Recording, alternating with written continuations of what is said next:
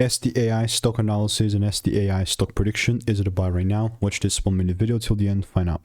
ScanTech AI systems is in such a beautiful bullish market that I'm just starting to get jealous. Nah, I'm kidding. It's so cool.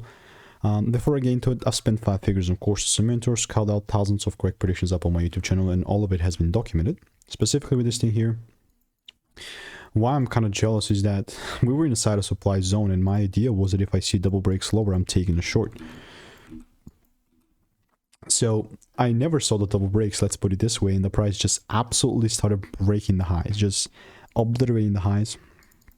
Whilst we're here, I'm looking to just double down on this pretty freaking certified beauty. So does that mean that I'm gonna buy? No, but it does mean that I'm gonna wait for the roasting to be met and then buy.